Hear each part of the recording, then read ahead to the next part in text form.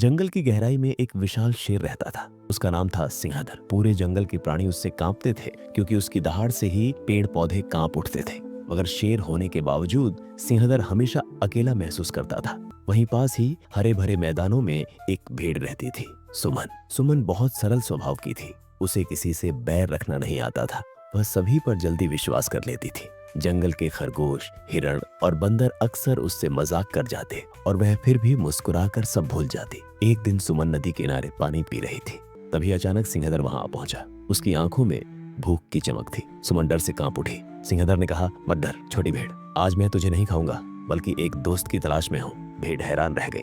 दोस्त? आप तो जंगल के राजा हो, मैं तो एक साधारण भेड़ हूँ। शेर ने गहरी आवाज में कहा, राजा भी अकेला पड़ सकता है, अगर तू चाहे तो हम दोस्त बन सकते हैं। सुमन का भोला दिल तुरंत मान गया। उसने सोचा शायद शेर भी भीतर से नरम है। उस दिन से दोनों की दोस्ती शुरू हो गई। सुमन रोज शेर के लिए ताजी घास और जड़ी बूटियां उड़ाती। शेर उन्हें सूंघकर हंस देता, मैं मांसाहारी हूँ भेड़, लेकिन तेरी मेहनत देखकर मन खुश हो जाता है। शेर कभी कभी सुमन को जंगल के गुप्त रास्ते दिखाता। वह कहता, तू छोटी है पर मुझे तुझसे सुकून मिलता है, बाकी सब मुझे डर से देखते हैं पर तू सच्चे दिल से बात करती है। सुमन का विश्वास और गहरा होता गया। वह जंगल के दूसरे जानवरों से कहने लगी, शेर उतना भयानक नहीं जितना दिखता है, वह अंदर से दयालु है। बाकी जानवर हंसते, तू बहुत भोली है भेड़, एक दिन वही शेर तेरा खून पिएगा। मगर सुमन को भरोसा था, शेर उसका दोस्त है। धीरे धीरे शेर को समझ आ गया कि भेड़ उस पर अंधा विश्वास करती है। उसने सोचा, ये भेड़ मुझे काम आ सकती है, मैं इसका इस्तेमाल करके बाकी जानवरों को अपने पास बुला सकता हूँ। एक दिन शेर ने सुमन से कहा, मेरे मित्र, मेरी तबीयत कुछ खराब है, क्या तू बाकी जानवरों को बुला सकती है?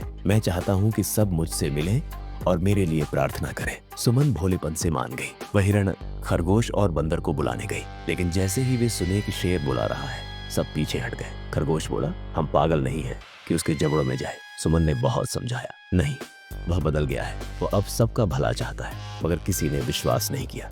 दिन बीतते गए।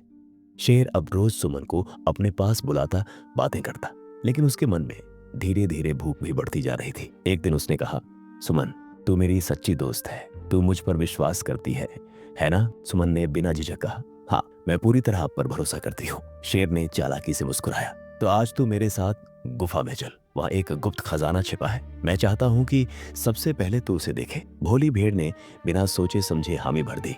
गुफा में घुसते ही सन्नाटा था। अचानक शेर की आंखों में भूख की चमक दौड़ गई। उसने गरज कर कहा, सुमन, तू सचमुच बहुत भरोसेमंद है, पर अफसोस तेरा यही भरोसा तेरी कमजोरी बन गया। सुमन घबरा कर बोली, मित्र, ये आप क्या कह रहे हैं? शेर ने हंसते हुए कहा, मैं शेर हूँ, मेरी असली फितरत शिकार करना है। तूने मुझ पर अंधा विश्वास किया और यही तेरा अंत है। इतना कहकर वह सुमन पर झपटा।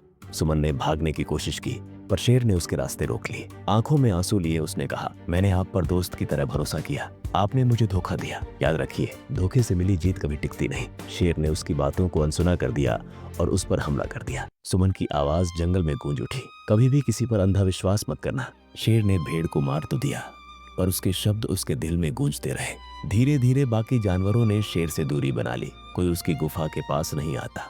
वह फिर से अकेला रह गया। हर रात उसे भेड़ की मासूम आवाज सुनाई देती। भरोसा अनमोल होता है, पर गलत जगह खर्च करने से विनाश लाता है। शेर पछताया, मगर बहुत देर हो चुकी थी। कहानी की सीख, कभी भी किसी पर अंधा विश्वास मत करो। सच्ची दोस्ती वही है जिसमें स्वार्थ न हो। भोलेपन और विश्वास में फर्क समझना जरूरी है। धोखे से मिली जीत अंततः अकेलापन और पछतावा ही देती है।